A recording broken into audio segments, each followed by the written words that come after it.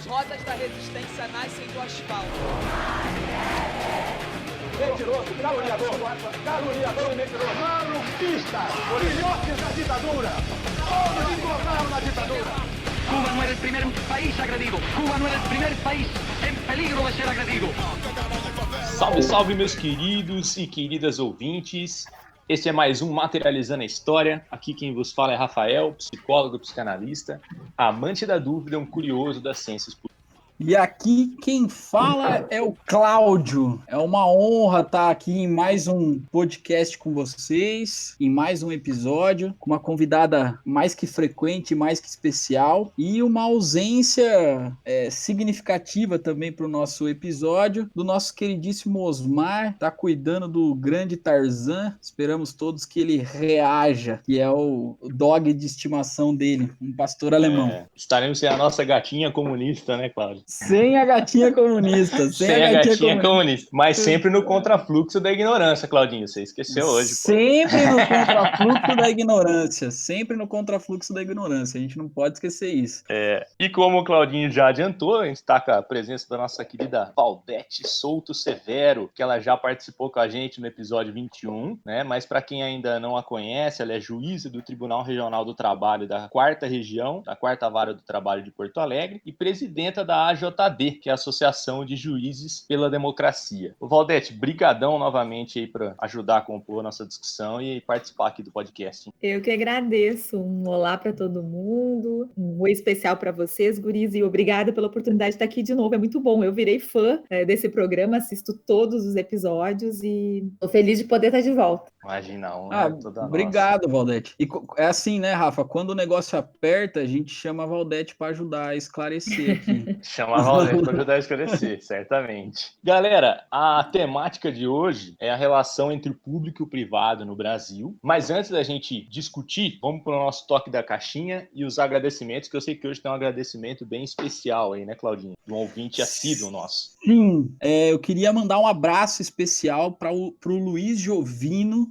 da cidade de Leme, da grande metrópole de Leme, que compartilha sempre o nosso podcast, tá sempre aí mandando recado, indicando para os amigos, e hoje é aniversário dele. Então, um forte abraço dos Materializaners para você, Jovino. Você é muito especial, cara. Valeu. E eu queria também mandar um abraço, não sei se ela já ouviu o nosso podcast, mas queria deixar registrado aqui para uma camarada bastante valorosa, que é a Sabrina Fernandes, do canal Tese 11. Quem nunca assistiu, vale a pena assistir. É uma comunicadora, uma socióloga bastante importante para a esquerda, muito didática, toca em assuntos centrais e importantíssimos, de uma forma muito gentil, e sem que eu soubesse, inclusive, acabou compartilhando um vídeo meu em que eu discuto sobre quem pode e quem não pode falar de história nos dias atuais, porque foi levantada uma polêmica aí de que se o Felipe Castanhari, ele poderia falar de ciência. O Felipe Castanhari é de um canal chamado Nostalgia, que ganhou um tempo aí na Netflix, e muitas pessoas ficaram meio revoltadas aí com o Felipe Castanhari, que já tinha cometido alguns erros grosseiros em história e outros assuntos também. Então, muito obrigado, Sabrina. Espero que você ouça o nosso podcast um dia, inclusive. Só para indicar para o pessoal, quem curtiu o nosso podcast aí, que vá nas nossas redes sociais, curta, siga a gente. Nós estamos no Facebook, Materializando a História. Nós estamos mais ativos no Twitter, @amaterializando. E se você adora o nosso podcast, né, você pode fazer uma contribuição mensal a partir de R$5 no apoia.se/Materializando a História. E você pode fazer essa jossa, essa geringonça, ir para mais longe. Então é isso. Vamos nessa. Perfeito, Claudinho.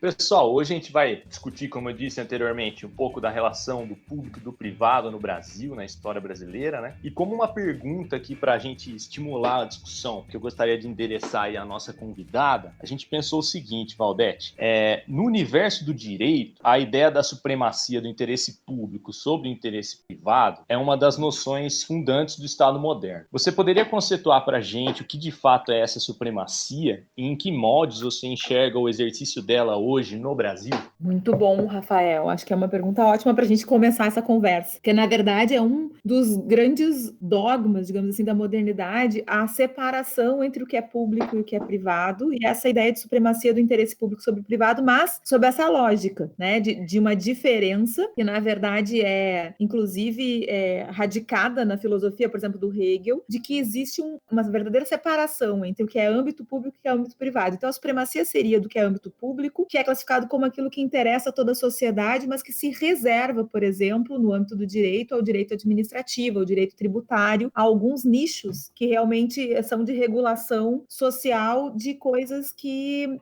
são mais gerais, digamos assim. E todo o resto, né, o direito privado, ficaria para o âmbito do que seria interesse individual e âmbito individual. A grande questão é que por trás dessa definição, dessa dicotomia, existe uma ideia pré-concebida de convencimento social de que aquilo que nós fazemos na nossa vida é algo que só nos interessa e que vai ter vários desdobramentos, por exemplo, na noção de que nós somos os únicos responsáveis pelo nosso sucesso, pelo nosso fracasso. Então, quando a gente vai olhar lá, por exemplo, a filosofia do Hegel, que é um cara que escreve já diante da modernidade, de uma sociedade de trocas mais ou menos consolidada, ele vai definir o sujeito de direitos como aquele indivíduo que é dotado de propriedade privada, e ele vai identificar a propriedade privada como uma força vital. Ele vai dizer, nós todos somos sujeitos de direito porque nós somos proprietários de um bem que é a nossa força vital. E nós vamos agir como sujeitos de direitos quando nós negociarmos essa força vital, ou, portanto, através dos contratos, e claro, o contrato fundamental aqui nessa lógica é justamente o contrato de troca entre capital e trabalho, o contrato de trabalho. E aí ele vai dizer, ao fazer isso, o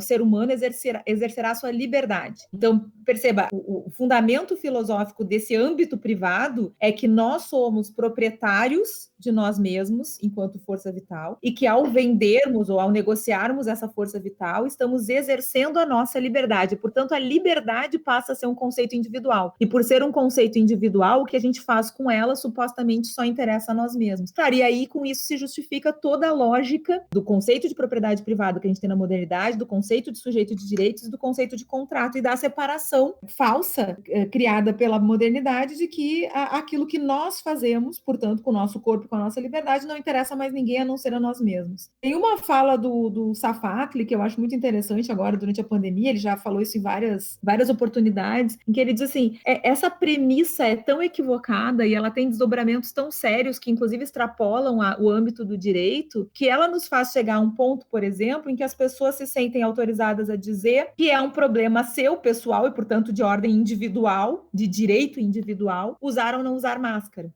Expor ou não expor os corpos. E aí ele vai dizer, vejam, a pandemia, diante dessa afirmação, não, eu uso a máscara se eu quiser, porque afinal o corpo é meu e eu tenho a disposição sobre o que eu faço, isso só interessa a mim mesmo, coloca em xeque todo o fundamento filosófico da modernidade que separa os âmbitos público e privado, porque aqui a gente consegue enxergar com mais nitidez que isso não é verdade, que o que eu fizer com o meu corpo interessa diretamente e interfere indiretamente na possibilidade de sobrevivência física, inclusive, das pessoas que estão ao meu redor. Portanto, que nós temos um destino compartilhado e que nós temos implicações públicas a tudo aquilo que o direito chama de direito privado. E aí a área que eu atuo, que é a área do direito do trabalho, é que demonstra isso com mais nitidez. Inclusive, o direito do trabalho surge justamente como uma forma de contestação, ou pelo menos de problematização dessa dicotomia entre público e privado. Porque é a primeira área do direito que aparece contestando essa diferença, dizendo, então tá tudo bem, tem uma relação entre capital e trabalho, que a gente está chamando de contrato e que, portanto, em princípio, pertenceria ao âmbito do direito privado, mas essa relação e tudo que acontecer nela interfere diretamente naquilo que importa para a sociedade. Portanto, nós temos aqui um direito público. Tudo que interfere num contrato individual de trabalho tem repercussões de ordem pública. E, portanto, esse direito não entra em nenhuma dessas caixinhas. Então, o direito do trabalho é o primeiro que vem contestar isso porque ele não consegue se enquadrar. Há um reconhecimento histórico de que esse é um direito que não se enquadra na caixinha caixinha do direito privado e que não se enquadra na caixinha do direito público, porque ele é as duas coisas ao mesmo tempo. Quando uma pessoa é obrigada a trabalhar além do horário e a realizar horas extras, isso vai interferir em todo o contexto social, porque isso vai significar menos tempo dessa pessoa com a família dela, isso vai significar um desgaste físico e emocional que pode gerar um adoecimento em relação ao qual o Estado vai ter que dar conta através das suas leis previdenciárias. Isso vai significar uma sociedade de pessoas que não conseguem ler ou estudar depois do trabalho porque não tem tempo para fazer essas outras coisas. Portanto, todos os direitos que seriam individuais se mostram como direitos também de ordem pública, nesse sentido de que interessam a toda a sociedade. E aí, o direito do trabalho vai começar um questionamento que até hoje a gente não elaborou completamente, que é a falsidade justamente dessa distinção que o direito estabelece como uma distinção completa, e que, na verdade, toda vez que a gente está falando de algo individual, a gente está falando, ao mesmo tempo, de algo que interessa a toda a sociedade. Ô Valdete, é interessante isso que você disse no final, né? Do direito do trabalho tá meio que... não sabe mais ou menos a posição que ele atua, né? Que não sabe, as pessoas não conseguem organizar isso. Será que ele é público? Será que é privado? Mas no senso comum, né? Se a gente sair aí perguntando boca a boca na sociedade, as pessoas meio que levam isso de que, tipo, o cara que tá oferecendo emprego, então você pega o que você quer, né? Então se ele tá falando que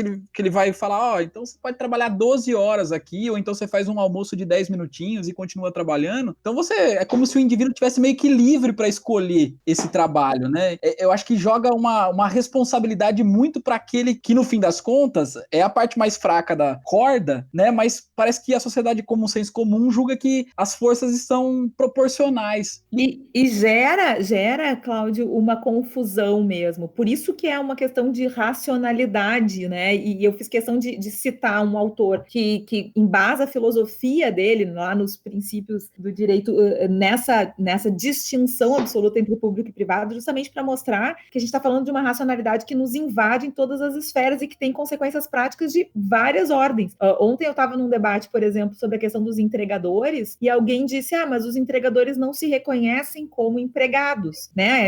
Essas pessoas que fazem entrega, a maioria delas tem um MEI, uma pessoa jurídica, são contratadas sem vínculo de emprego e muitos não se consideram empregados. E vejam que por trás disso, desse caso específico, está justamente essa confusão que se cria a partir de uma falsa distinção que gera o efeito que tu está dizendo, de legitimar uma falsa compreensão de que aquilo que eu consigo ou aquilo que eu não consigo é decorrência da minha responsabilidade individual. Então, é muito melhor que eu seja empreendedor do que ser empregado. E se eu falhar como empreendedor, o fracasso é meu. Tem uma autora, inclusive, liberal, que trata muito disso, que é a Hannah Arendt, que problematiza muito isso, que ela vai dizer exatamente isso. Um dos grandes engodos da modernidade é nos convencer de que nós somos responsáveis pelo próprio fracasso num modelo de convivência social que não é para todo mundo. Então, onde o fracasso independe, muitas vezes, de todo o esforço que a pessoa vai empreender para tentar o sucesso. E veja, a consequência prática, nesse caso específico, por exemplo, dos empregadores, é a dificuldade, ou que lá o Giovanni Alves, na Sociologia do Trabalho, vai chamar de captura da subjetividade. A dificuldade que essas pessoas têm de conseguir se enxergar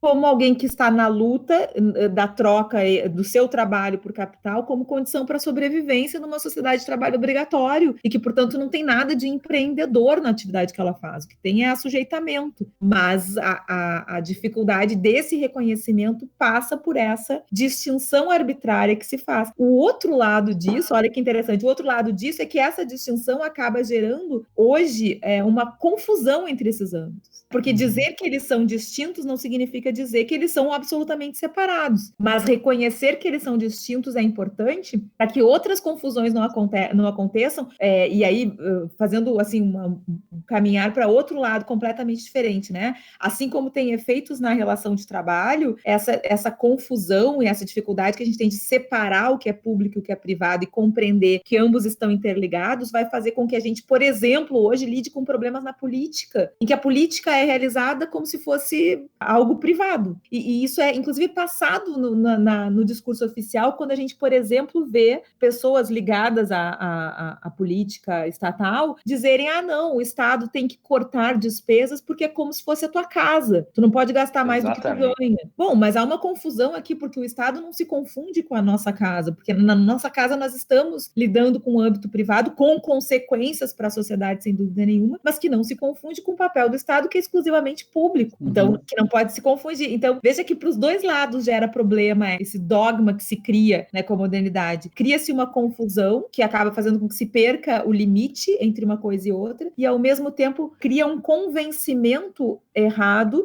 de que algumas questões são absolutamente privadas, quando na verdade elas são, inclusive, consequências de opções políticas públicas. Ô Valdete, mas você sabe que essa é uma construção, assim, enquanto você falou, eu fiquei pensando o seguinte, esses exemplos que eles dão de tipo, você tem que gerir o Estado, assim como você tá lá na sua casa, você economiza daqui, né, aumenta a receita, diminui as despesas e tal. Mas isso aí, quando você vai, assim, é que isso não aparece pra gente, assim, na grande mídia, de maneira geral. O Estado, ele, às vezes, fica gerando esses superávites monstruosos, assim, pra, por exemplo, você pega o BNDES, né? O dinheiro de lá vai na mão, assim, a juros baixíssimos, às vezes abaixo até da Selic, na mão da iniciativa privada também, para financiar a JBS, para financiar a EDX lá do Ike Batista e tudo mais. Então, o que é vendido para a gente é que tem que cortar a despesa, e a despesa deles é sempre assim, é o serviço público, é onde mora o problema brasileiro, é o serviço público, é ocioso, é corrupto.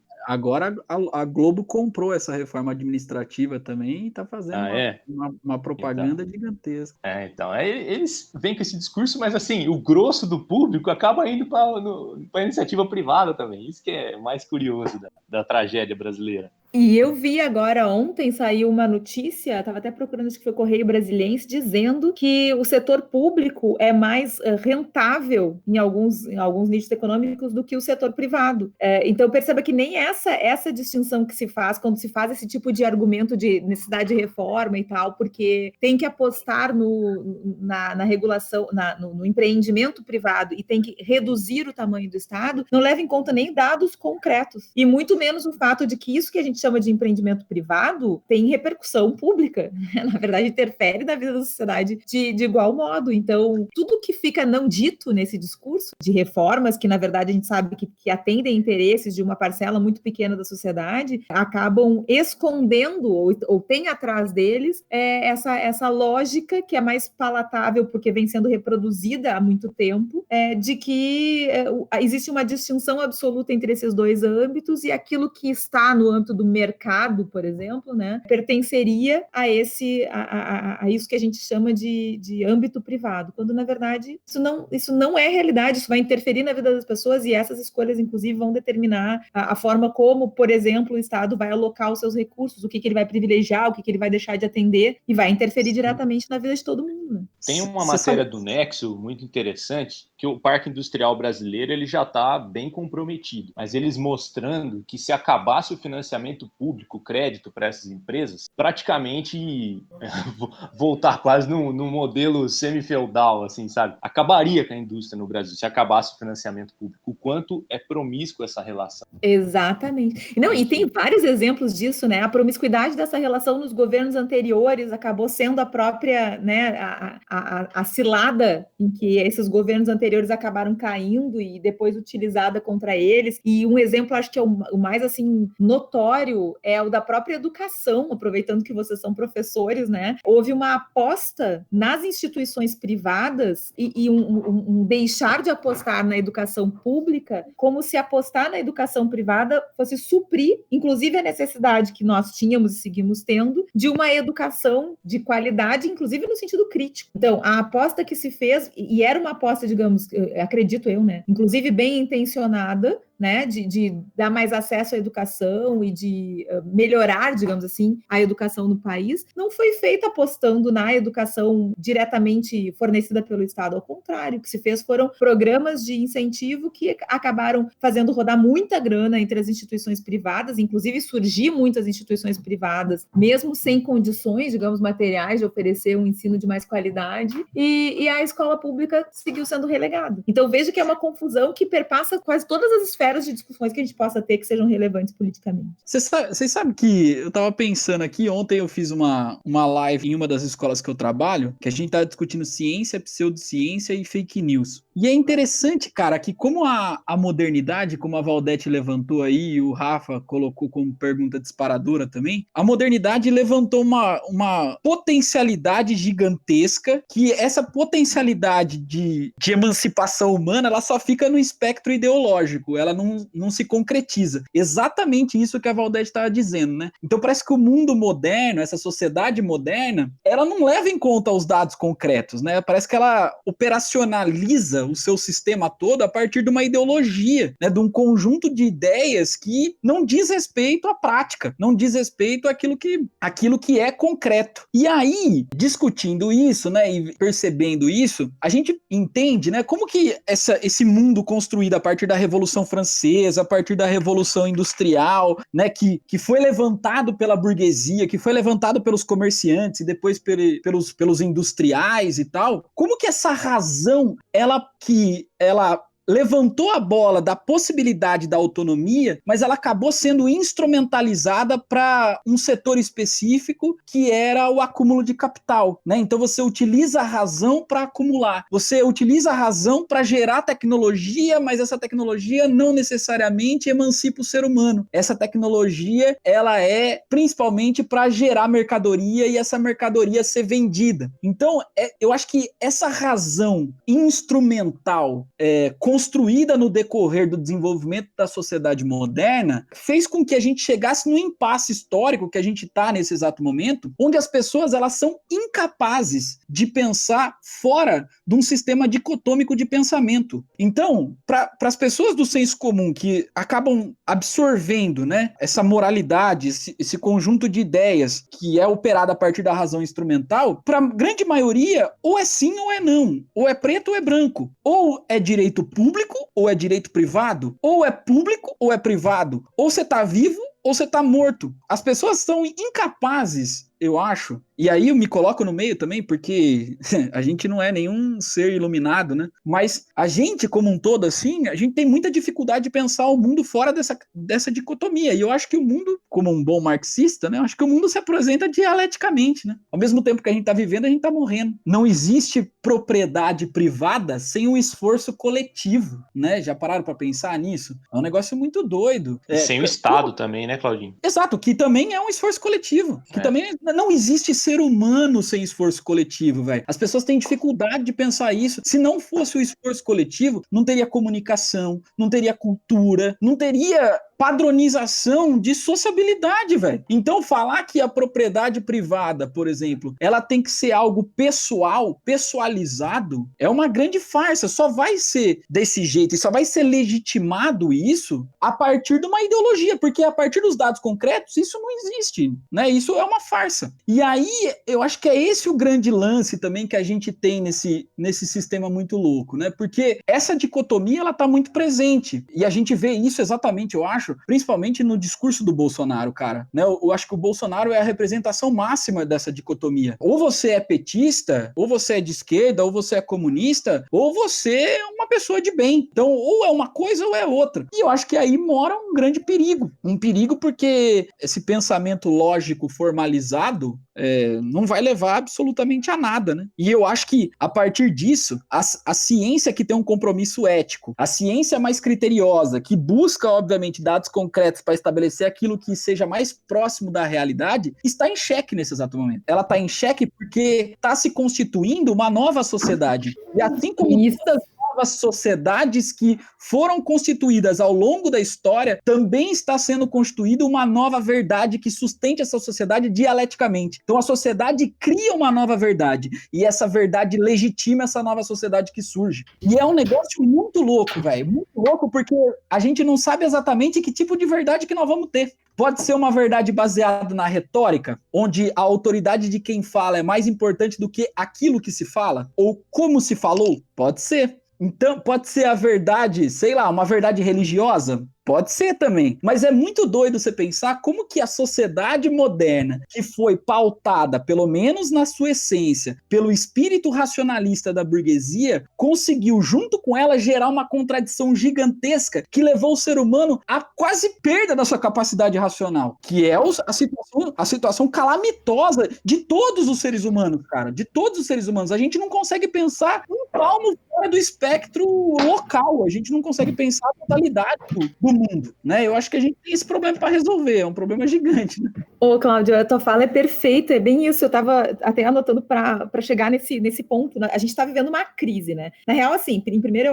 lugar, eu acho que é bem interessante viver a crise. Não que não seja doído, né? Não que não seja, assim, quase enlouquecedor, porque o que a gente está enxergando é bem o que tu disseste, é as coisas se desmanchando, inclusive essa falsa dicotomia. Quer dizer, por algum tempo foi possível manter essa ideologia e esse convencimento, mesmo que isso não fosse verdade. Nunca houve essa separação absoluta entre público e privado. Mas o que é mais interessante do tempo que a gente está vivendo, que tu pontuaste também, é que essa falsa dicotomia gerou dialeticamente uma confusão completa entre público e privado. Então, o que a gente está vivendo hoje? A perda de referência, né? E a perda de referência de crença na ciência, a perda de referência do que é a esfera privada. E aí, um outro assunto, por exemplo, que dialoga com isso é a questão do próprio uso das redes sociais, que vocês falaram tanto num episódio, acho que não no último, no penúltimo episódio, sobre essa mega exposição que as pessoas fazem quando usam as redes sociais, e um de vocês falou assim, é que os imbecis, sei lá qual é a palavra que foi usada, agora tem a sua própria turma, eles podem falar na rede social e outras pessoas vão secundá-los, então eles acabam se sentindo legitimados. Mas mesmo nesse uso das redes privadas, das redes sociais, o que a gente vê é uma confusão entre esfera pública e privada, então as pessoas precisam mostrar, inclusive questões da sua intimidade, elas precisam se super expor, porque elas não conseguem mais ter a dimensão daquilo que elas precisam preservar, inclusive para a saúde psíquica, e daquilo que elas podem e devem expor. Então, eu acho muito interessante como a gente está vendo essa crise estrutural acontecer, inclusive pela perda dessa certeza que foi forjada, né, que foi construída para o convencimento de um novo modelo de sociedade, que nunca foi absolutamente, assim, totalmente real, que foi uma construção teórica, ideológica, filosófica, e que agora tá, digamos assim, nos fazendo pagar a conta por isso, com uma perda completa inclusive da importância da esfera pública, porque acho que a nossa maior perda nessa crise é justamente que a gente não consegue ter a dimensão da importância da esfera pública, daquilo que alguns autores chamam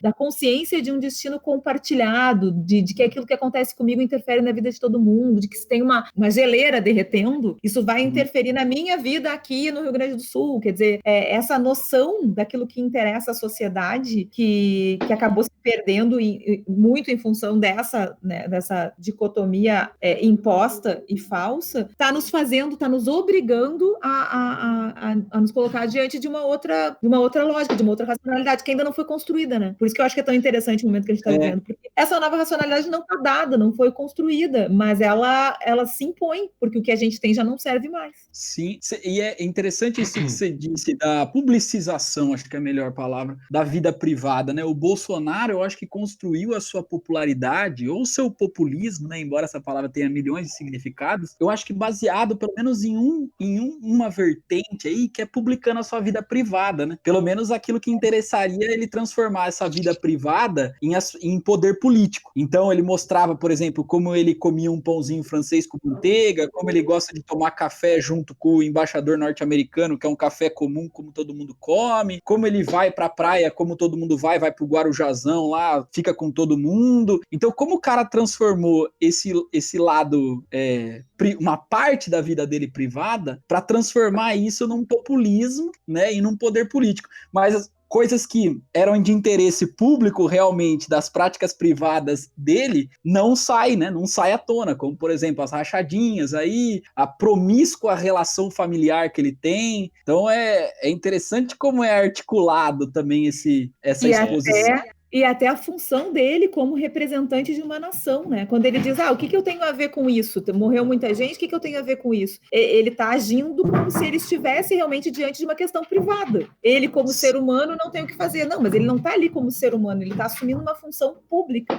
Então é bem isso, essa confusão que talvez seja proposital na fala e no modo como ele se apresenta, acaba gerando identificação por um lado e acaba colocando as pessoas numa certa confusão, porque elas estão enxergando ali um igual, e isso talvez seja interessante e sedutor para muita gente, mas ao mesmo tempo há a falta, né, de uma postura e de uma conduta em que essas pessoas possam se sentir representadas como nação. E aí quando vem gente de diferentes nichos sociais dizer, porque o Brasil está desgovernado, porque o Brasil não tem... O que é o sentimento de falta aqui é justamente um sentimento de falta da assunção de uma função pública, porque a impressão que dá, e eu acho as fotos que eles tiram às vezes, né, do presidente com as seclas atrás e tal, muito representativa disso, é que é um clube de amigos, né, ou sei lá, de milícia, não sei. Mas, enfim, nós não conseguimos enxergar ali um grupo de pessoas que representam uma nação. E talvez isso não seja totalmente ruim, isso que é mais maluco, porque talvez isso seja um sintoma, e eu até queria fazer uma pergunta para o Rafael, se fosse possível, porque é uma coisa que eu fiquei pensando sobre esse nosso tema de público e privado. Talvez isso seja um sintoma justamente desse esgotamento que é necessário que exista para que a gente possa construir alguma coisa diferente. Não, o que eu fiquei pensando, Rafael, é assim, que a psicanálise teve uma grande sacada, porque a psicanálise se constrói toda a partir do sujeito, e, portanto, a partir de um âmbito individual, porque ela é um fruto do seu tempo, então ela está dentro dessa lógica moderna, e aí ela olha para o sujeito e tenta tratar o adoecimento do sujeito. Só que ela era vitoriana, né? Ela surge no final do século. Isso. Beleza. E aí, só que a grande sacada, me parece, é isso que eu queria te ouvir do Freud, sobretudo, é quando ele escreve O Mal-Estar na Civilização, é que eu acho, pelo menos é a leitura que eu faço, né? Não sei o que tu acha disso, mas ele consegue fazer o link, ele consegue mostrar que o mal do sujeito, que os dramas da condição humana são dramas conectados a essa questão social. Então, eu acho que, na verdade, a psicanálise faz uma ponte que talvez só agora a gente consiga, a gente tenha condições de dissecar, justamente dessa questão de que não há uma distinção absoluta entre público e privado. A dor do sujeito é a dor do mundo. É por isso que o sujeito precisa ser tratado da forma como ele propõe, né? Assim, considerando o seu passado, considerando a sua história, né? Que é uma coisa, quando ele fala, quando a psicanálise desenvolve toda a ideia de que é preciso investigar a história do sujeito para compreender e considerar o não dito, e considerar, enfim, tudo aquilo que interfere na sua existência, de algum modo, me parece que dá pistas, o Freud, e especialmente nesse texto, dessa ligação entre o individual e o coletivo, e dessa confusão que a modernidade faz e do mal que isso causa. Mas não sei se eu estou viajando ou não, eu queria ouvir o Rafa sobre isso. Não, achei da hora que você levantou aí, porque esse texto é um dos textos mais emblemáticos dele, né? E, assim, durante muito tempo, a psicanálise ela foi criticada por, assim, individualizar muito também o sofrimento. Só que eu penso que isso é uma leitura um pouco enviesada de partes da psicanálise. Ela tem, sim, ela deriva lá das práticas confessionais e tal, ela reforça um pouco o discurso psiquiátrico do início do século XX, só que, assim, tem o texto do, acho que se não me engano, é o Eu e o Isso, o id e o ego, que o Freud deixa muito claro, que ele diz assim que toda a psicologia social, ele deixa claro isso também no Totem e Tabu, que a psicologia social é a psicologia individual, não tem como você fazer essa separação, sabe? Aqui é só o indivíduo, aqui é só a sociedade. Porque o inconsciente, o que é o inconsciente, né? O inconsciente ele é estruturado na linguagem, e a linguagem nada mais é do que uma construção social, construção coletiva, simbólica, entende? Então não tem como ser só individual. Mas acerca do mal-estar na civilização, que você levantou tem muita propriedade, e eu acho que a grande descoberta deste texto foi dizer o seguinte, que às vezes a gente sofre mais buscando sempre a harmonia, achando que tem algum elemento que traz a centralidade do universo, que traz a representação total do universo. E aí ele toca muito forte no que acho que o Claudinho comentou, que é a noção de moralidade. Essa divisão que a gente faz, que assim, tem o lado dos bonzinhos, então se você é do PT, você é bonzinho, ou se você é do PT é malvadinho, e o outro o outro é legal, sabe? O bem e o mal, maniqueísta. Ele vai dizer assim, viver em sociedade por um elemento que é irredutível, né? Quando a gente dar o salto de ser só primata para ser homens da cultura, fazer política, fazer arte, fazer linguagem, a gente abdica, existe uma espécie de um fragmento que é recalcado, é o preço que a gente paga para viver no social. E viver no social é encarar o mal-estar. O mal-estar da civilização é isso, é que a gente recalca os impulsos mais primitivos, abdica deles para poder partilhar do simbólico, partilhar da cultura e da comunidade. E aí, quando a gente, inclusive no início do texto, ele faz uma crítica à máxima do cristianismo, que é o ama seu próximo como a ti mesmo, né? Ele meio que vai descrevendo o quanto isso é impossível de ser feito. Ou seja, ele está dizendo o seguinte, no final das contas, não há um elemento que vai trazer a coesão total da civilização. Viver é contraditório e viver é habitar o mal-estar. Então, o que a psicanálise faz é tentar aliviar um pouco essa convivência. Mas não dá para a gente erradicá-la. Não dá para a gente erradicá-la, né? E é isso que a versão da moralidade às vezes traz, tanto a moralidade na política como de uma certa leitura do cristianismo, de que se a gente eliminar o malvadinho, teremos a harmonia, teremos a civilização perfeita. Aí a psicanálise vai mostrar que isso não opera, não funciona. E o que eu acho legal, que eu acho que é a grande sacada, porque assim, se eu amo o próximo como a mim mesmo, eu enxergo o próximo como meu espelho, e aí não há alteridade. E o que o Freud está dizendo eu preciso amar o próximo, como outro. Né? O outro que me confronta, o outro que é diferente de mim, o outro que vai fazer outras escolhas. Mas qual é a grande sacada? É que eu e esse outro precisamos compartilhar um destino, e, portanto, nós precisamos ter essa questão ética, né? Nós precisamos ter algumas combinações de modo de existência que permitam que nós dois vivamos, né? Que todos nós vivamos juntos. Então, inclusive, aí que eu acho que ele faz um link muito legal, né? Entre questão pública e privada. Porque ele é bem assim, dá um tom de pessimismo, mas depois, aparentemente, inicialmente é meio pessimista o mal-estar na civilização, quando você lê. Mas depois você vê que esse furo, esse mal-estar, ele abre uma potencialidade criativa muito grande, porque esse passo, esse salto qualitativo que a gente dá ao deixar de ser primata para ser um homem da cultura, a humanidade da cultura, né?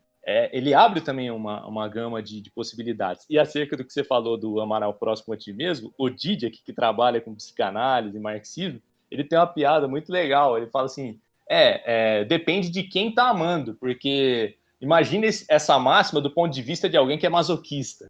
Eu vou amar o próximo como a mim mesmo. Então ele faz essa brincadeira, né? Ô Valdete, mas só antes eu gostaria de voltar um pouco do que vocês estavam falando, que vocês comentaram do Bolsonaro e das redes sociais. Sabe que me veio uma ideia enquanto vocês estavam conversando, que ele mudou um pouco o formato de como a gente faz política no país, mano. O Bolsonaro, ele fez isso nas eleições. Porque o que acontece, velho? Ele faz um uso das redes sociais que é muito...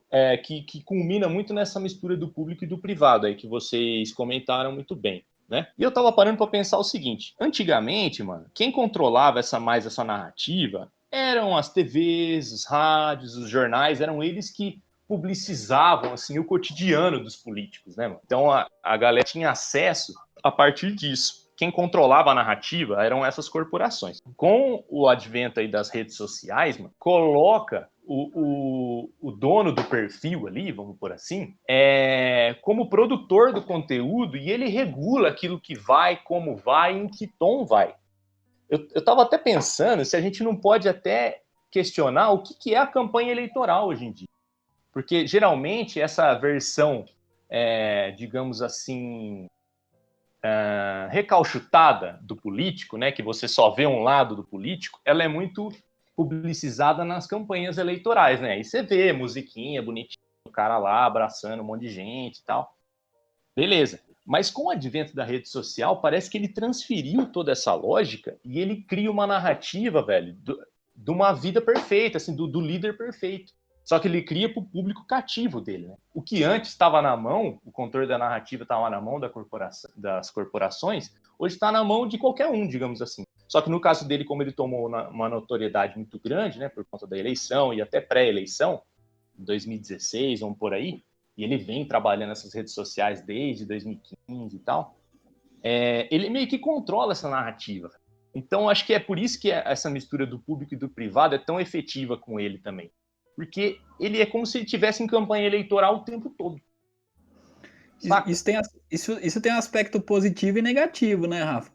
Positivo que tira os intermediários daquilo que o interlocutor quer passar para quem vai escutar, né?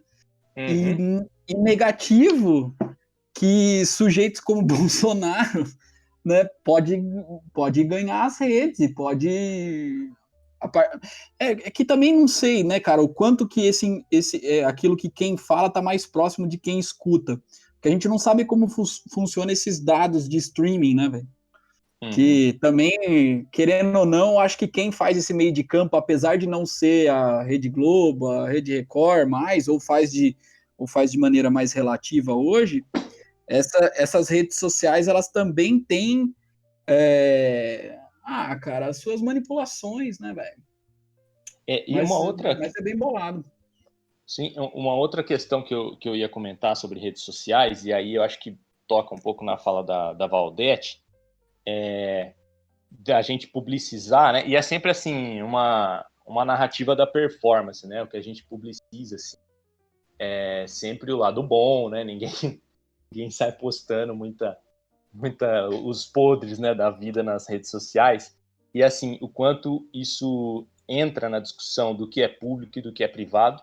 E pensando aí a pandemia, que vocês comentaram, parece, até por uma questão do próprio Covid, né, a morte, ela está sendo cada vez mais privativa, vamos por assim, e a vida cada vez mais publicizada, né?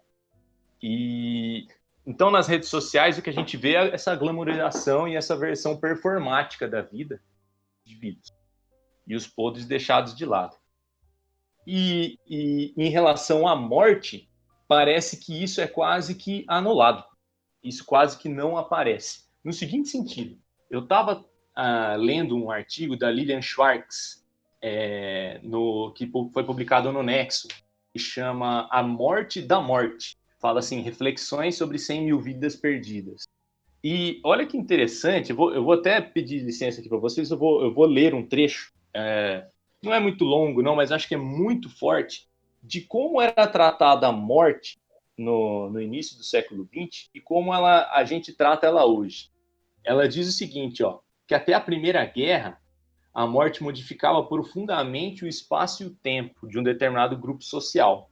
Fechavam-se as venezianas do quarto do agonizante, acendiam-se as velas, punha-se água benta, a casa enchia-se de vizinhos, de parentes, de amigos murmurantes e sérios.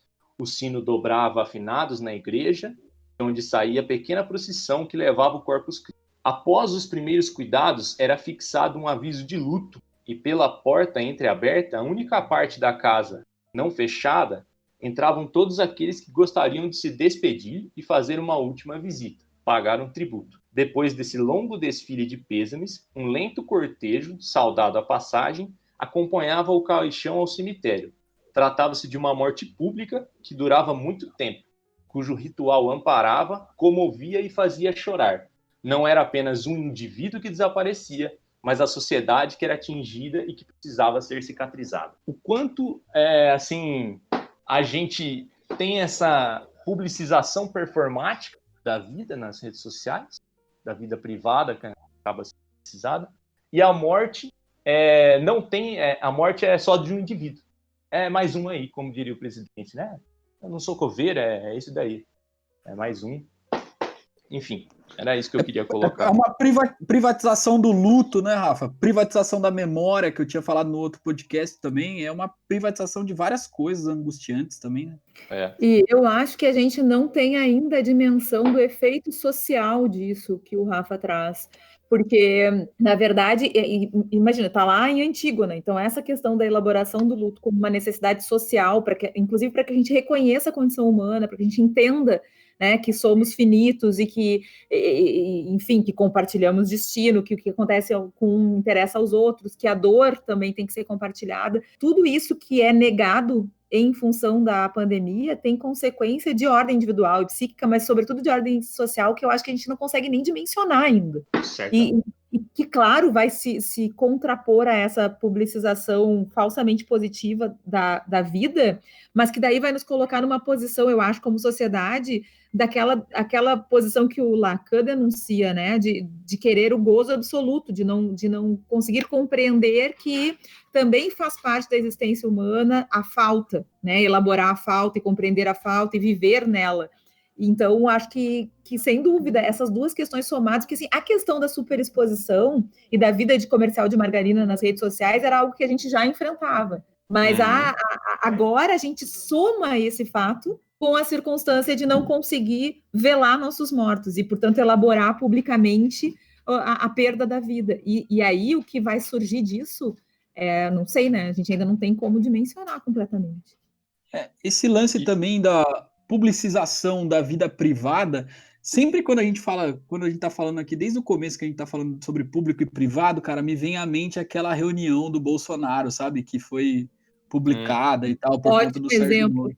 Cara, é um negócio muito doido aquilo, né, de tipo, como ele expõe as suas ideias, como ele articula, como ele fala e tal, e você sabe que no fim das contas, cara, eu costumo falar isso para os meus amigos de forma informal, mas no fim das contas eu vejo algo positivo nesse tipo de comportamento, cara, de falar um palavreado mais comum, né? Porque, querendo ou não, convenhamos, falar palavrão e falar o caramba, a gente fala em todo lugar, né?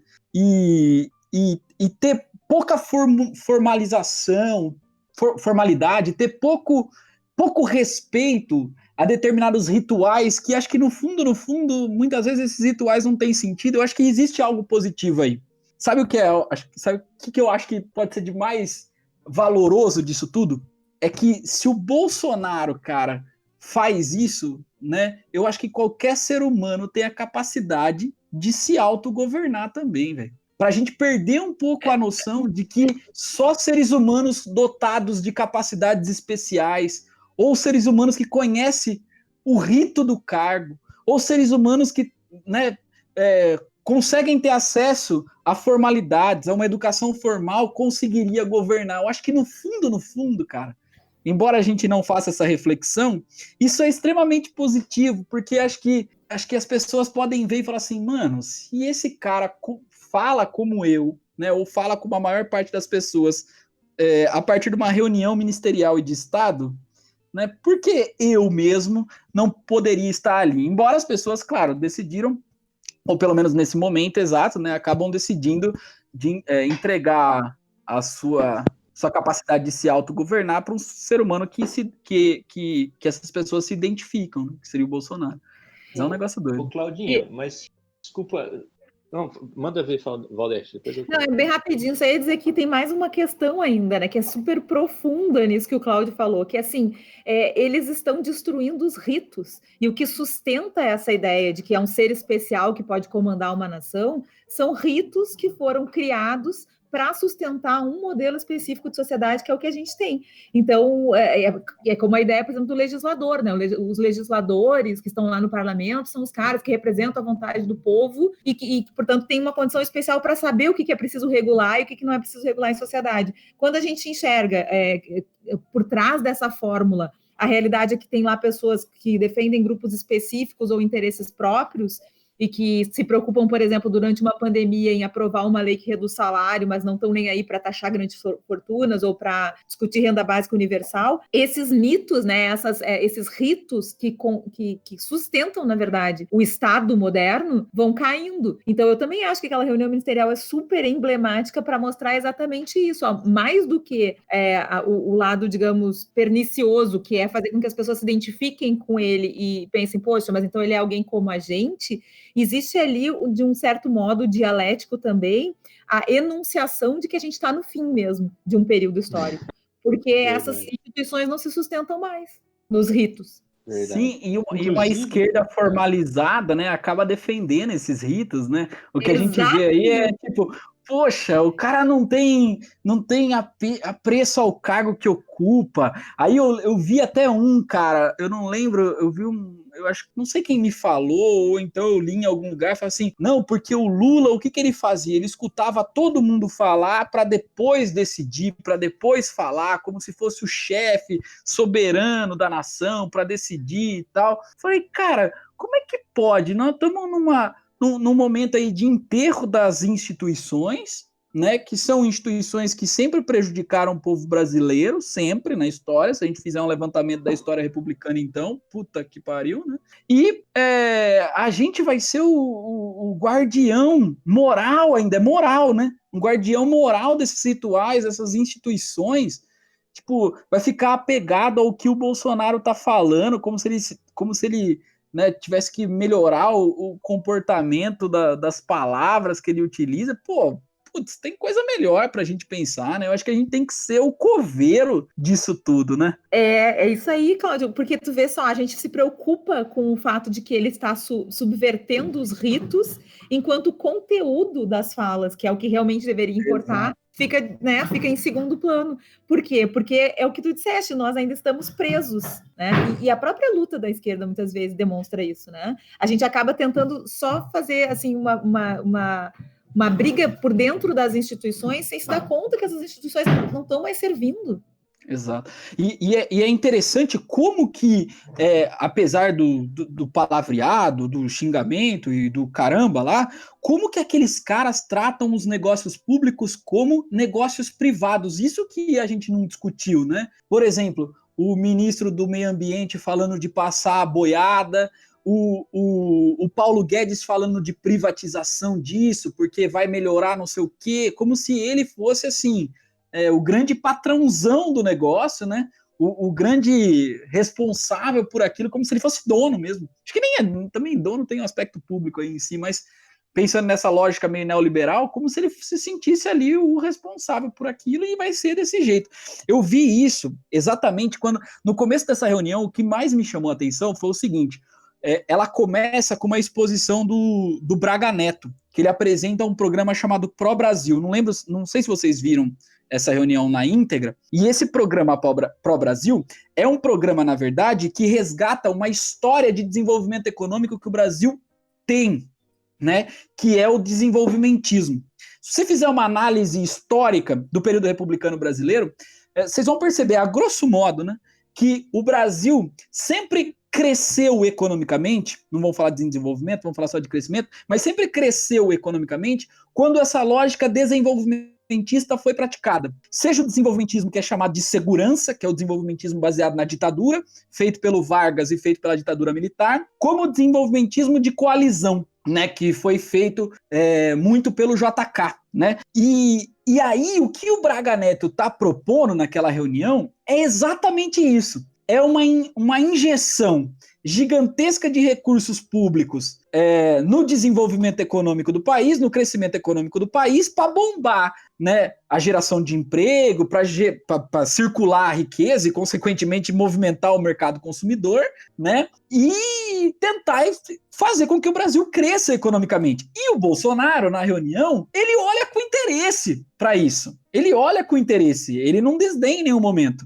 né? Só que o Paulo Guedes, ele pede a palavra logo depois do Braga Neto e ele corta as asinhas de uma tal maneira do general, cara, do Braga Neto, cara. Fala assim, não, o que você tá querendo impor aqui é o governo, é o plano de governo da Dilma. E aí já criou todo um estereótipo. Bom, se é o plano de governo da Dilma, o Bolsonaro já fala, não tem nada de Dilma aqui, nada de PT, né? Aí o Braga Neto até volta atrás. Fala, não, calma, eu só estou apresentando, né, para mostrar para vocês que tem uma outra vertente, mas isso não seria com dinheiro público, muda o discurso, sabe? E conforme os ministros alinhados com o Paulo Guedes vão destrinchando isso, vão pegando no pé do Braga Neto, o Braga Neto muda, até que recua. No final dessa exposição sobre o Pró-Brasil, ele recua e fala, não, tá bom, então a gente... Vamos continuar desse jeito e tal. Cara, mas é impressionante, velho. Porque se o Bolsonaro tivesse ideia, né, de que o crescimento econômico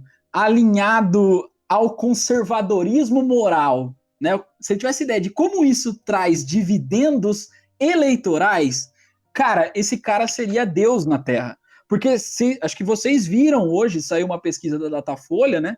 De como que a aprovação do Bolsonaro cresceu no pior momento, cara. No pior momento do governo dele, que nós temos aí mais de 100 mil mortes na pandemia, e o crescimento da popularidade batendo aí recordes comparado a ele mesmo. E a pesquisa também mostra de como que esse auxílio emergencial auxiliou, de certa forma, que essa popularidade crescesse. Então, cara, eu quis fazer esse parênteses aí, porque é uma coisa que vinha me incomodando há muito tempo. E essa moderação também política do Bolsonaro, né, de não ficar no embate sempre, né, trouxe aí bons dividendos para ele. Eu concordo contigo, velho, mas eu assustei também com essa subida dele aí, viu, das pesquisas. Eu fiquei, nossa, mas será que se deve isso, né? Mas, guris, mas vocês não ficam pensando assim, por que tem pesquisa toda hora para dizer que ele tá subindo e que ele seria eleito em 2022? Tipo, qual é essa tara com a próxima eleição? Eu não sei. É como se a gente estivesse construindo aquilo que também é a psicanálise que fala da profecia autorrealizável, né? Tipo, parece que a gente está construindo uma profecia para esse cara, em vez de... Eu não me lembro de outra Messias. A profecia pro Messias. Eu não me lembro de outra situação em que tivesse tanta mobilização em saber, 2 anos antes, se quem está ocupando o cargo vai se reeleger ou não, quando a gente não sabe nem se ele vai querer se reeleger, ou se, enfim, entende? Não está ainda numa situação eleitoral e as pessoas já estão se ocupando tanto disso. Sim, é que eu penso que eu ainda acredito numa certa independência desses institutos de pesquisa. Assim, eu não sei se eles fazem de caso pensado, assim, para construir sua profecia, mas de qualquer maneira, tipo, é uma coisa que, assim, intriga, né? Porque, mano, como é que pode, né? No meio da pandemia, é notório que a ingerência dele é uma das principais responsáveis pela quantidade de mortes.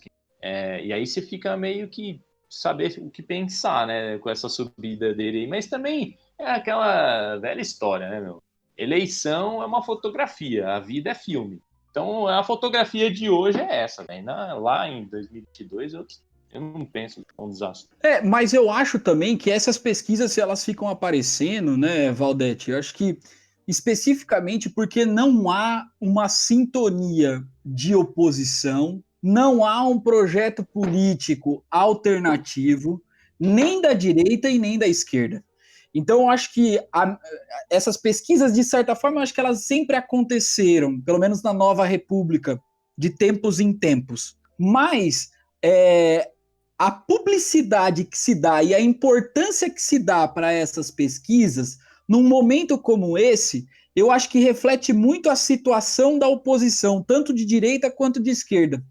Principalmente porque não tem nenhum projeto alternativo do Bolsonaro, essa é a realidade. Não tem nenhuma articulação política que pense um mundo alternativo, né? Seja no presente ou seja no futuro. Então, eu acho que as pessoas ficam medindo a popularidade dele e ganham a publicidade isso para tentar ver e falar assim, tá vendo? Parece que aqui é o ponto falho do cara, aqui é o ponto forte do cara. E nisso acaba profetizando mesmo, né? Profetizando porque você vai construindo esse cara, construindo que ele vai chegar num determinado momento que vai ser incontrolável. Eu não sei, eu tenho uma visão um pouco menos otimista dessas pesquisas assim tão insistentes. Primeiro que eu concordo que ele não saiu da campanha, né? Então isso talvez já leve de uma forma assim meio não pensada a essa preocupação de saber, afinal de contas, se ele ganharia ou não. Mas em segundo lugar, eu acho que isso acaba criando uma lógica em torno dele de se preocupar com algo que não interessa se preocupar, não nos interessa, não deveria nos interessar agora. Como está interessando agora, o interesse teria que ter outro. E aí a gente acaba entrando nessa do não há um projeto alternativo, porque a própria esquerda está mais preocupada em saber se ele está indo bem nas pesquisas ou não, ou se ele vai ser candidato ou não, ou o que vai acontecer se ele for candidato, ou com quem que ele vai conseguir competir, em vez de criar a sua própria agenda de luta. Então, eu não sei, eu não acho que seja encomenda, mas eu acho que existe um apoio, um incentivo a que isso aconteça, inclusive porque interessa a quem pretende as reformas que ainda não foram feitas, a quem realmente está bancando, né, um governo tão problemático a seguir firme do jeito que está seguindo, a essas pessoas, e aí uma parte importante da comunicação oficial, digamos assim, no Brasil está dentro dessa lógica, interessa que ele siga sendo creditado como alguém que tem apoio, como alguém que, portanto, não pode se sujeitar hoje a um impeachment. acho que existe um interesse em fomentar esse tipo de análise, de conversa, porque enquanto isso acontece, não só os discursos de que ele precisa sair antes do tempo vão sendo amortecidos de algum modo, como também a estrada para que, né, parafraseando um ministro, passe a boiada, siga aberta. Sim. Deixar ele sempre como uma figura viável, né? Ele está sempre viabilizado. Exato, ele está viabilizado. Enquanto ele está viabilizado, com todos os problemas que causa, outras questões vão sendo tocadas fora da luz, né? Porque enquanto ele está lá sendo viabilizado, tem reformas que já estão acontecendo, né? Tem legislações que já estão sendo aprovadas, mudando coisas extremamente estruturais, tem empresas que estão sendo vendidas, enfim, tem um monte de coisa que está acontecendo, mas sobre isso não se precisa falar, porque enquanto se fala do que ele fez ou deixou de fazer e do quanto ele é ou não é viável, a gente mantém uma ainda que falsa, né, mas uma estabilidade política que permite que essas coisas sigam acontecendo. E é interessante notar como que a esquerda, ela tem, sei lá, um apreço tão grande por esse Estado também, né, cara? Porque ela é incapaz de provocar qualquer projeto que esteja para além do Estado. Ou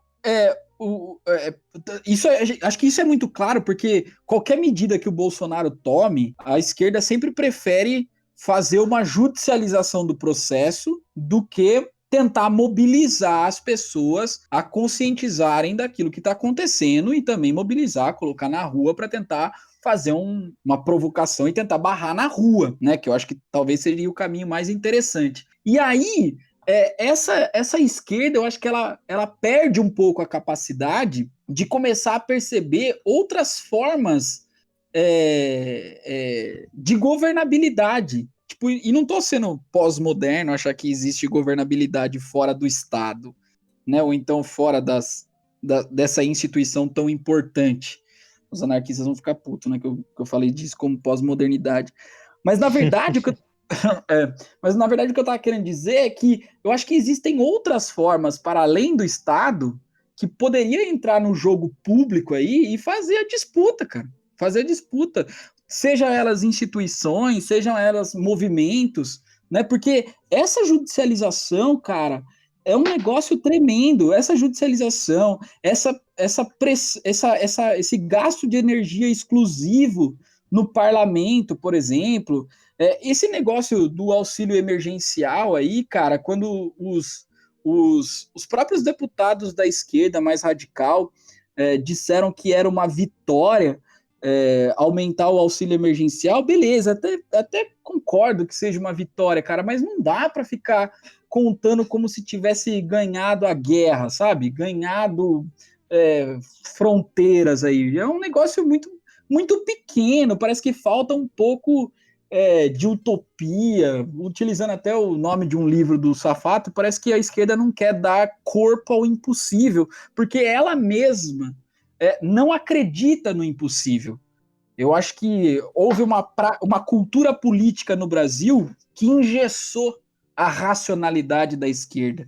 Não engessou só a da direita, engessou a da esquerda também. Porque nós somos incapazes, né, de pensar uma administração da vida, né, de uma forma pública também, né, igual a Valdete disse no começo, acho que a liberdade para os marxistas ela só vai se dar especificamente quando nós tivermos uma liberdade coletiva, uma liberdade para todo mundo. Não existe esse negócio de liberdade individual, né?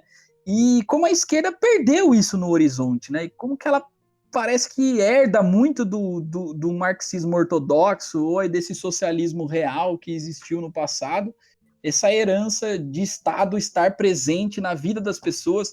O Estado precisa tutelar a vida das pessoas e, principalmente, né, as pessoas precisam ser colonizadas por mim. Esse grupo da esquerda assim, mais tradicional parece que tem medo da rebelião das pessoas, né? É preferível administrar a barbárie do que oferecer instrumentos ou possibilitar instrumentos de rebelião, porque na rebelião, ao contrário do que a Valdete disse no começo aí, que acha crise interessante, para essa galera a rebelião pode, sei lá, às vezes quebrar uma posição de status que momentaneamente esse grupo consegue se segurar aí. um podcast que a gente comentou, acho que o Osmar estava falando sobre isso, né? Essa noção de estatal e de público, né? O quanto tantas coisas no Brasil são estatais, mas não são necessariamente públicas, não chegam a ponto. E eu esqueci o que eu ia falar. Mas cara, eu acho que o maior exemplo que a gente tem daquilo que pode ser público, até porque é muito difícil você criar esse lance de público num mundo em que a gente vive totalmente mercantilizado, neoliberal e tal, eu acho que são as universidades públicas, cara, porque apesar dos pesares aí, ainda existe certa autonomia administrativa dentro das universidades, ainda existe autonomia pedagógica dentro das universidades públicas, né? Ainda existe um pouco de autonomia de livre pensamento, né? Agora, você pega, por exemplo, a administração da Petrobras, que é uma empresa em partes estatal, né? Cara, mas o que adianta ser estatal e ser administrada de uma forma extremamente racionalizada a partir do capital?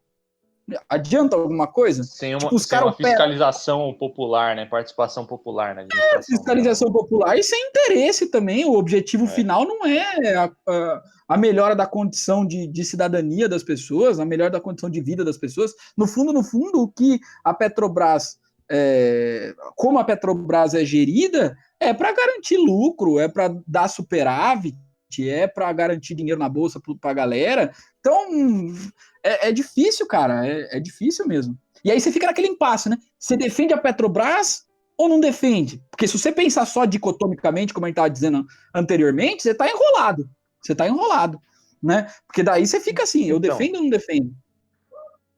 Cláudio, mas aí agora eu lembrei o que eu ia dizer. Então, é que talvez a esquerda justamente não consiga fazer essa luta, essa elaboração por fora das instituições, porque ela também seja fruto desse modelo de Estado. E aí o que tu disseste agora é justamente essa a questão central, né? O Estado tem empresas e instituições públicas que, na verdade, reforçam aquilo que o Estado é numa sociedade capitalista, né? Que o Marx chamava de forma política do capital, ou seja, ele tem uma função de manutenção do status. Ele vai ter então uma conotação pública no sentido do público e privado dentro da inscrição da ordem capitalista. Então é muito mais assim normal, entre aspas, é a palavra normal, né? Mas é muito mais corriqueiro que a gente encontre instituições públicas que não atendam o interesse de todos, do que encontrar instituições públicas que realmente sejam sociais, no sentido de atender a sociedade inteira. E mesmo as universidades, veja, mesmo as universidades que têm esse caráter de conseguir desenvolver uma autonomia própria e uma ciência, mesmo essas universidades acabam sendo muito mais acessíveis pela classe média e alta do que pelas pessoas que mais precisam de uma educação pública. Exato. O Valdete, você ia complementar? Posso? Não, pode mandar. Pode mandar? Não, a Valdete só ia complementar. Não, é que, assim, o que você comentou, eu fiz até essa provocação, que até eu gostaria de discutir uma outra temática, mas eu não sei se a gente vai ter tempo aqui. O quanto essa dicotomia, que quando eu estava montando esse argumento aqui, eu estava pensando mais na direita, mas agora com vocês comentando, serve também para a esquerda, velho. Essa noção, só que serve de maneira espelhada, né?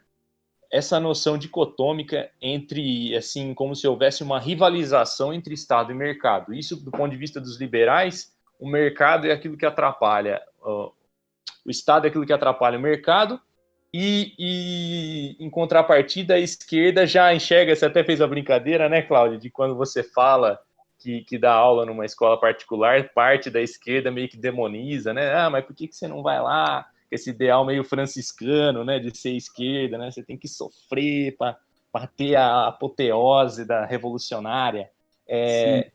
O quanto essa dicotomia, ela é, assim, o suprassumo da ideologia e o máximo de um pensamento idealista do que é o modo de produção capitalista. Enxergar, porque a gente vê muito, e a Lava Jato trouxe e reforçou muito esse discurso, de que no Estado só há corrupção. Então, a solução é você tirar do Estado e pôr na iniciativa privada, que você acaba com a corrupção, você vai ter mais eficiência, né? Como diria o João Dória, vamos ter gestão, eficiência, E como se isso fosse um mar de rosas. A solução é simples. Tá vendo? É tudo simples, ó.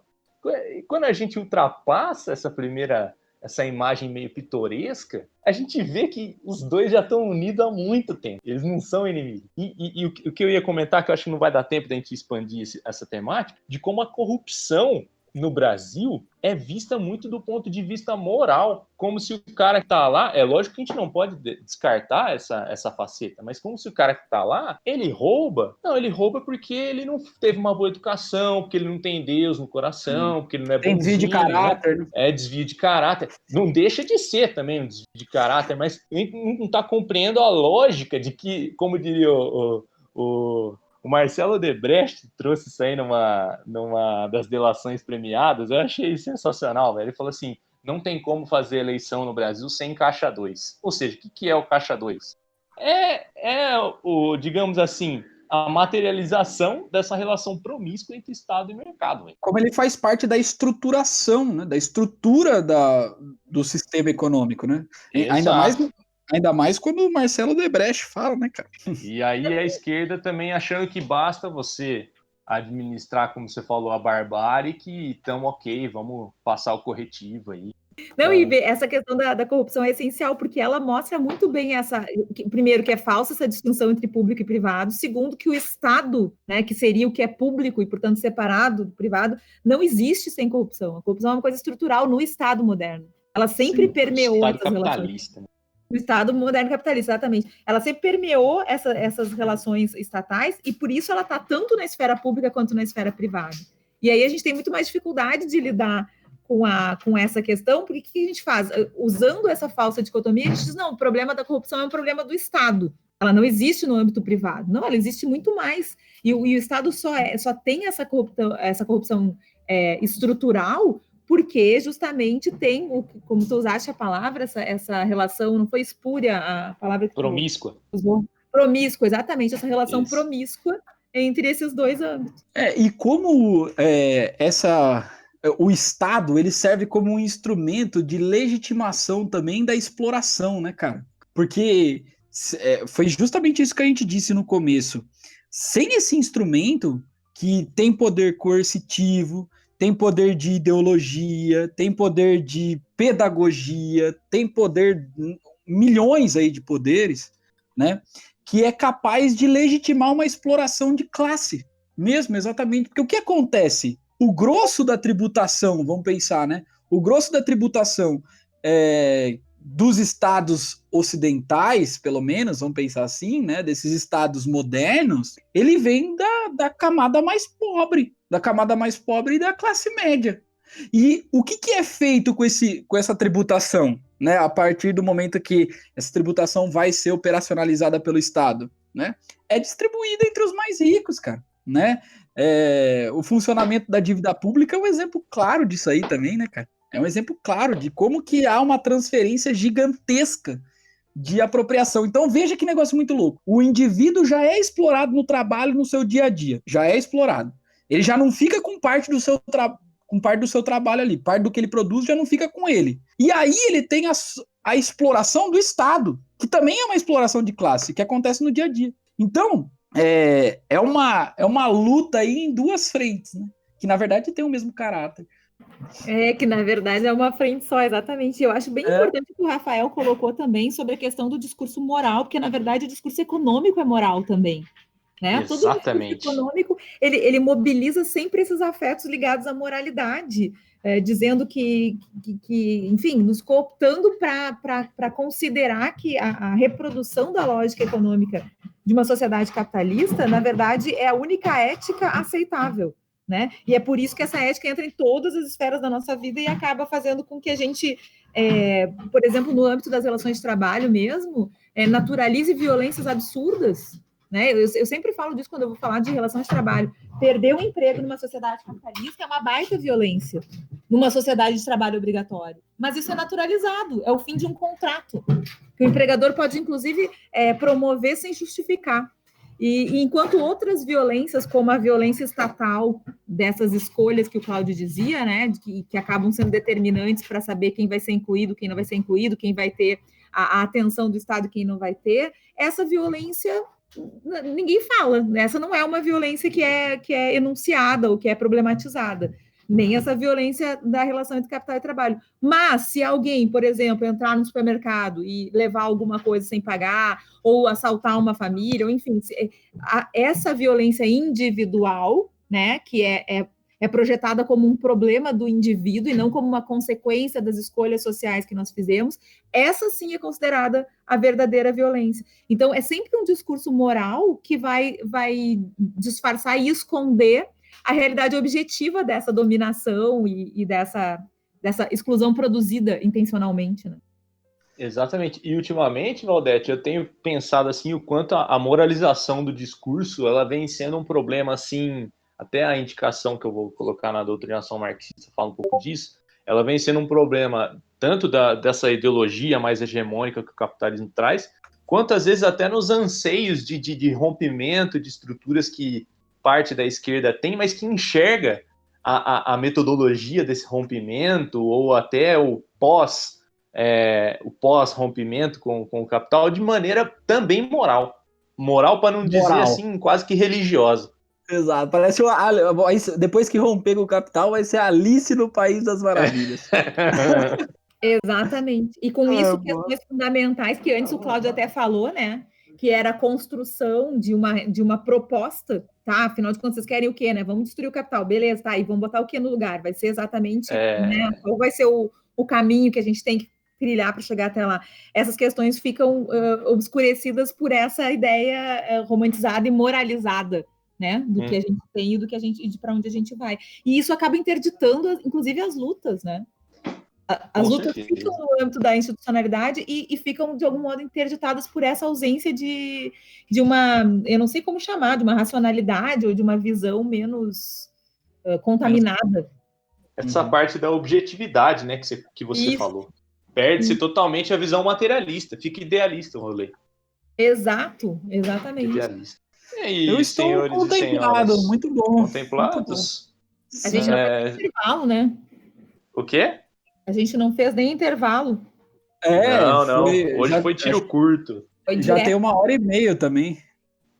De 1h30. Passou super rápido. Muito bom, estou contemplado. Eu tenho uma indicação boa, hein, cara, que é de um assunto que vem... que eu, na verdade, eu não sabia trabalhar, mas sempre estava presente, mas que eu li um artigo muito legal. Mas não quero antecipar, antes da mensagem. Se você quiser começar, vamos lá, momento de doutrinação. Vou aproveitar então. A gente debateu aqui, o grande tema do nosso podcast hoje foi o debate que tem em torno do público e do privado, né? E os liberais, eles também fazem esse debate.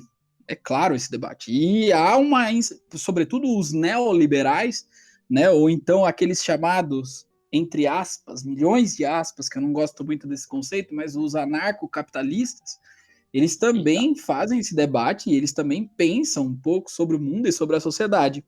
E essa galera ultraliberal sempre acha que o grande problema é a esfera pública, seriam as instituições que representariam esse lance público, que no fundo, para eles, essa instituição é o Estado. Então, o Estado prejudica o capitalismo. E pensando nisso, esses ultraliberais acabaram criando ou participando de uma nova iniciativa monetária no mundo, que acho que todos nós conhecemos, inclusive os nossos ouvintes, que se chama Bitcoin, certo? Acho que vocês já devem ter ouvido sobre essa moeda digital. E esse assunto eu nunca dominei, assim, especificamente, eu não sabia, porque você precisa ter um conhecimento grande, assim, para entender profundamente, não como é operacionalizado isso, mas como funciona isso, né? Uma moeda longe da regulação estatal. Primeiro que, assim, num senso comum, a gente já sabe que uma moeda sem a operacionalização do estatal, ela não vinga, né, velho? Não vinga no capitalismo, né? E também não vingaria no socialismo. Não existe nada de anárquico nisso, nem para aquelas pessoas que pensam o lance da anarquia mesmo em si.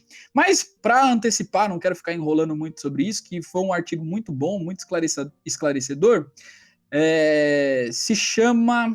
É uma entrevista, na verdade, que tem aí um pouquinho do que o o Edmilson Paraná pensa, que é um estudioso aí sobre o Bitcoin, que está assim, o título: o fortalecimento do Bitcoin significa a transferência da riqueza e poder a correntes políticas aliadas ao capital. Entrevista especial com Edmilson Paraná. É um artigo, uma entrevista que está no Instituto Humanista Unicinos, que eu vou disponibilizar no link aqui, e a gente vai perceber como que o Bitcoin está muito mais atrelado à estruturação do capital, à dominação, né, à exploração, do que essa liberdade tão proclamada pelos ultraliberais. A minha é o seguinte, é um vídeo que está disponível no YouTube de uma fala da Maria Homem, que é muito legal, que fala justamente sobre isso. O título é A Questão do Público e Privado. Vale a pena, ela vai examinar mais sobre a perspectiva mesmo do que a gente está vivendo hoje com a pandemia e com essa superexposição em redes sociais, mas é bem interessante. E o livro é mais antiguinho, mas acho que vale muito, muito a leitura. Não é uma leitura muito fácil, mas todas as obras dessa autora são, eu acho, assim, muito lúcidas, embora seja uma autora liberal, e eu não concordo com algumas coisas que ela fala, mas ela tem uma lucidez muito grande na análise, especialmente dessa questão do público e privado, que é a Hannah Arendt, e o livro que eu vou indicar é A Condição Humana. E vou ler esse artigo que o Cláudio indicou, porque eu já tinha essa sensação em relação ao Bitcoin, mas não tinha elaborado, então eu vou lá buscar esses fundamentos. Para mim, talvez eu tenha uma visão deturpada também, mas as pessoas que vieram comentar comigo de Bitcoin lembravam muito esquema de pirâmide. Lembrava muito. É que, na verdade, cara, é uma questão muito interessante que o Edmilson Paraná até levanta nesse artigo. Porque o que os caras estão fazendo é entregar, por exemplo, essa moeda digital a uma operação estritamente técnica, entendeu? Então não existe uma cúpula por trás gerindo. Isso é problemático, óbvio, para a esquerda, porque se não existir um controle social sobre o dinheiro, velho, vira várzea, né? A gente sabe disso. Vira acumulação, vira oligopólio, vira o escambau. E do ponto de vista do capital, né, parece que essa técnica é algo neutro, né? Os caras acham que a técnica é neutra, essa racionalização é algo neutro. Então, por isso que essa neutralidade traria emancipação humana. Então, é muito legal, cara. E ele tem um livro também que eu não li, chama Bitcoin, a utopia tecnocrática do dinheiro apolítico. Deve ser bom. Olha, a minha indicação vai ser um artigo aí do Dunker no blog da Boitempo, saiu acho que essa semana, se não me engano, que chama Por uma Esquerda que não odeia o dinheiro, aí falando de dinheiro, de moeda, por uma esquerda que não odeia o dinheiro, que é muito massa para discutir o quanto há uma espécie de idealismo, assim, dentro da esquerda acerca do que é se ter uma atitude antissistêmica, o que não é, enfim. Aí ele toca um pouco no que a gente comentou aqui do espaço público, estatal e o privado, e ele traz uma noção que eu até pensei em colocar aqui, mas como eu ainda não estudei ela muito a fundo, eu não gosto de me arriscar em coisas que eu não conheço direito, que ele traz a noção do comum, que entre o público e o privado existiria um certo comum, e a essa noção de comum ele cita alguns autores lá, e que ele diz que é justamente essa noção de comum que a esquerda explora muito pouco, assim, quanto uma terminologia de cunho revolucionário mesmo. E então é esse o artigo, Por uma Esquerda que não odeia o dinheiro, blog da Boitempo. Muito bem, muito bem. Maravilha. Ô Valdete, muito obrigado aí de você estar participando com a gente de novo. Queremos novamente.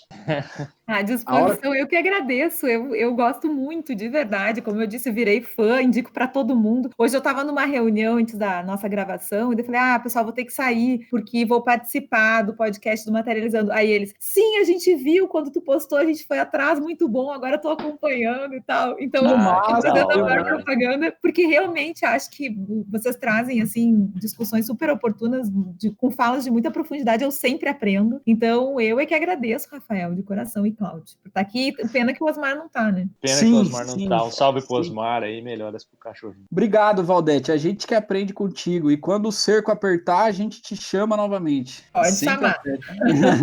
Valeu, Rafa. Valeu, um abraço aí pro Tarzan, melhoras pro dog do Osmar. E valeu para todo mundo que está ouvindo ouvindo a gente, que ficou até o final. Exatamente, muito obrigado a todos vocês. Mandar o parabéns de novo aí pro Jovino. Valeu, Jovino. Meu parabéns não apareceu lá no começo, mas eu tô reforçando aqui agora.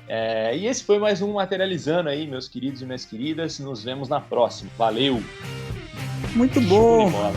Valeu, Valdete. Obrigado. Muito bom, né? Eu também gostei muito. Gostei. Até. Vou esperar agora.